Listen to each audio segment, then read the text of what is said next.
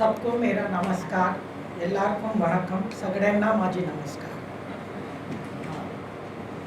అందరూ మహానుభావులకి నా శతకోటి వందనాలు నమస్కారాలు let me at the outset thank for a very generous introduction.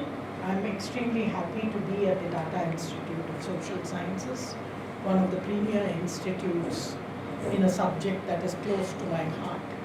I knew that from Pune University we had Professor Danagri and Sharmila Rege who used to visit you more often, and hence I'm very happy. I've also come many years ago when it was not so urbanized to Tata Institute. Thank you once again. Respected Sri Sukram Meena, Professor Shankar Das, Mr. Sauvik Mandal, let me at the outset congratulate the principal investigator and the co-investigator on doing a very important study. Especially in academia, we are extremely shy to address real issues. I have been in academia for more than 4 decades, and we try to skirt these issues. I congratulate them, and the reason that I agreed to come here to speak was, I think it is a very important study. Many of you will ask, Madam, why? Please understand there are certain values with which we fought our independence. Like the likes of Baba Sahib Bhimrao Ambedkar, Rajagopalachari and Sardar Vallabhbhai Patel. What did they fight for? They fought for democracy, diversity, inclusion. And illegal immigration fragments my democracy, the way I want to live, a secular fabric that I have built, or a plural India. And this is why I think in a democracy, you will ask me, Madam, what he said about, say, 2 crores Bangladeshis are here. They can change your electoral results in several constituencies. How can I have somebody who is not a part of my dream, of what my forefathers, especially Baba Sahib Bhimrao Ambedkar, whom I think becomes an excellent, framework, theoretical framework to do this, because he was one of the few who wrote several volumes. Please read his volumes. He warned us, and I will tell you where he warned us and how he warned us. And I think still we are committing the mistake because we are not taking them very seriously. It is not a question of human rights or humanitarian. It is a question of demography, because demography is destiny. You come illegally into my country or into where I stay. This is like somebody who comes into your house without being invited. Would you not throw him out? Will you tell him, come sit, let us all stay together? None of us would do it. Then why are we doing it to our country? I think it is very important. Like Sir mentioned several things, how government should act. But I think as responsible social scientists, as responsible citizens, it is extremely important that first we recognize the problem, we try to deal with it together. And it is very important because why? It hits at the basis of which my country has been built. Bharat. Why? Because they attempt to bring in uniformity. I am against uniformity. I am for unity. I have a choice of 3,000 crores of gods. I think I come from the most democratic political culture any civilization state has given. I do not say there is only one way, one book, one God, one sword. You don't accept that, you have no right to live. This is a dharmic civilization, and a dharmic civilization is very comfortable with chaos. Chaos leads us to the cosmos. So please understand that the way of life that I deal is going to be drastically changed. That is where it is extremely important that we take these warnings extremely seriously before we are engulfed. And hence, I congratulate both the principal investigator and the co-investigator and all social scientists. Let us stop being hypocritical. It is not fashionable. Fine, human rights are good. What about the human rights of the citizens? Why only illegals have human rights? I think it is like why countries like Saudi Arabia or any of these countries, how they don't take any immigrants? Why all of them come to a country where they say they are treated as second-class citizens? So there is a hypocrisy, and it is extremely important that not only the government takes it, I think we as citizens also as civil society groups have to empower. And my one thing to all of you is, please exercise your democratic rights. The middle class in India is a chattering class. We only sit and criticize. We will not go and cast our vote and not take another 10 people with us. Please don't do it. You are the conscience of India. It is the middle class that sustains India's democracy and India's growth. And it is very important that we are an oasis of democracy in this part of the world. Show me which other country is a democracy. I also want to tell you here it is important. Many people say, oh, the British brought democracy to India. Absolute lies. Why? Then why is Pakistan, Myanmar, Nigeria, after all the countries ruled by the great British Empire, including Bangladesh, not democracies? Why only India is a democracy? It is not because of the British. It is because of my civilization state and my cultural ethos. Because I can choose my gods, I can choose my way of life, I can be an agnostic and still be a Hindu. So please understand, it is these values for which they are doing this study. It is not just a study of illegals or targeting a particular community. As long as that community is ready to assimilate and accept my culture, I have no problem. But when they don't, and then make me an outsider, become exclusivist, it becomes a huge problem. So it is extraordinarily important that we wake up, and I am happy that Tata Institute is giving us the wake-up call. They will be in Jawaharlal Nehru University also, the two areas which are spearheaded social science research. Now, while talking about the issues that they mentioned, I think illegal immigrants often really, why is the reason that we are worried about these illegal? Their numbers are very high, especially Bangladesh. 2 crores is no small number, please understand.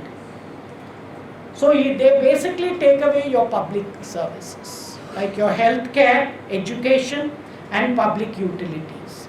1/5 of the low-income housing in Mumbai is occupied by undocumented immigrants, leading to overcrowding and poor sanitation in these areas. There is also, as he rightly mentioned, the job market and wage depression and illegal access to social services, especially public distribution system. And it is here my main worry is they are a national security risk. Please understand, today security is not only threat from outside. It is also what is called low intensity warfare. They can send illegals inside, and these illegals work for radicalization of a particular ideology which is unacceptable to any civilized society. Let me also say, many of them propagate, as a woman, I am against uniformity. Because whenever women ask for their rights, religion becomes in danger, which is very absurd. I have never understood that part of it. So I think we, and in India being a feminist civilization, why Matru Devo Bhava, Pitru Devo Bhava, Acharya Devo Bhava. And please remember, who are the most powerful gods? It is Lakshmi, goddess of wealth. Just now we finished during Diwali Lakshmi Pujan. And then Saraswati, the goddess of knowledge, and Durga, the goddess of power. And you don't, all our Hindu gods are so feminist. Why? They are named after their wives. It is not ulta. Lakshmi Pati, Sita Pati, Uma Pati. There is no Patni.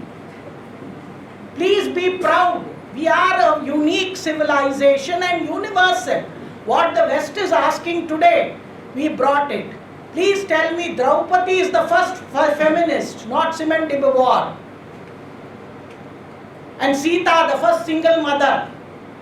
Saraswati, the first woman who asked for control over her own body. Why don't we reinterpret? So please understand, it is these values that are under threat by these illegal immigrants who do not accept my cultural values, my civilizational values, and which has come to me for so many years. And it is here I think it is extraordinarily important that we take this into think. The CAA debate has unfortunately become political. You have lost the essence. I think it is a very good law. I think it is necessary that we among the academicians as well as civil society groups should debate it.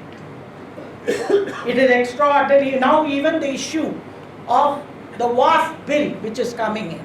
Many of us don't talk. How can somebody own property which is larger than Pakistan within India? It is absurd. How can Hindu temples become WAF property? Hinduism was born much before any of these Abrahamic religions came into being. I have nothing against them personally. But it is illogical. You know, in Karnataka, so if you see the way he has been saying Jharkhand, Mumbai, major cities, urban areas are being taken over. And if you see, most of them have taken over professions. If you see, you will only get one, which is a very interesting study for any sociologist, how they are so united while we are so disunited. The historical views. Now, what framework do you need? You will say, madam, you are frightening us. I didn't frighten you. Baba Saheb Bhimrao Ambedkar gave the clarion call in 1945 when he wrote the book Pakistan or the Partition of India.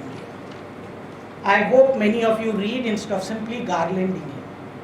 Emphasize the importance of structured policies to maintain communal peace, suggesting that the transfer of minorities could prevent long-term religious and ethnic tensions. He noted the transfer of minorities is the only thing remedy for communal peace is beyond doubt.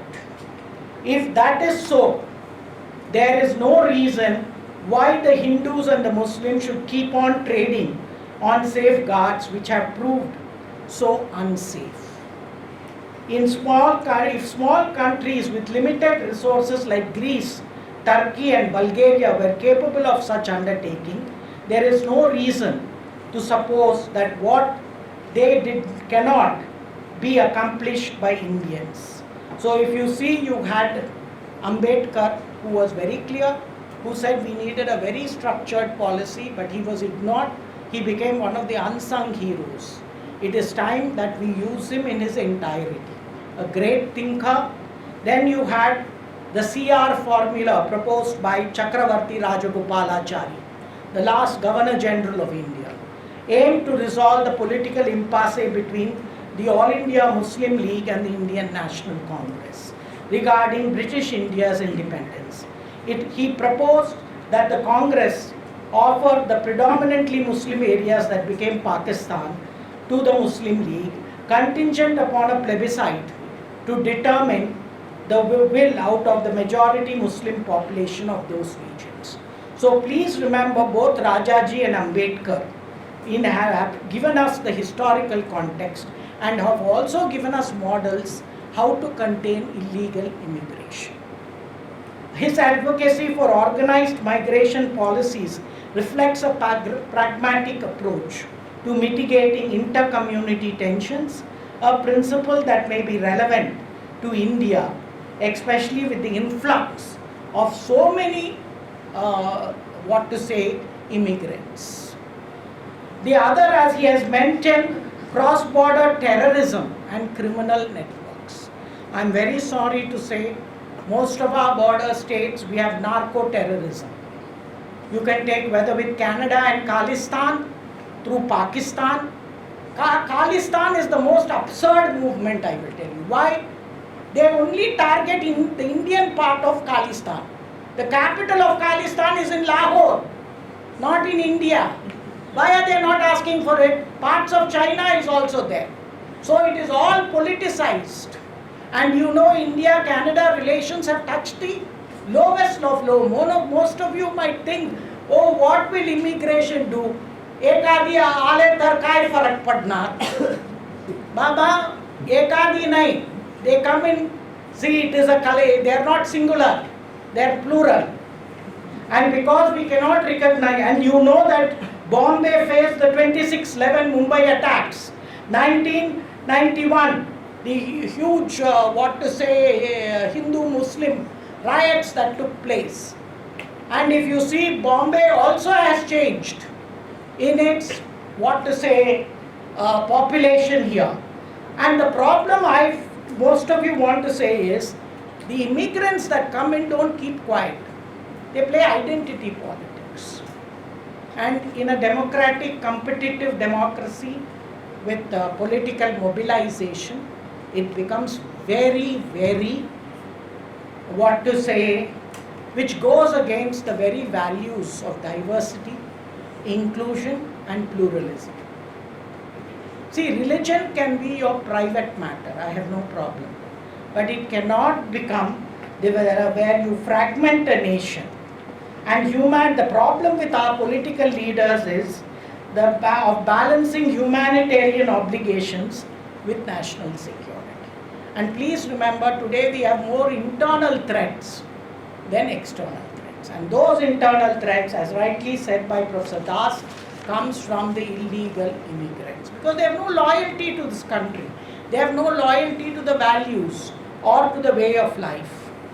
The challenges, I would say, he did suggest a lot of them. One is documentation and enforcement.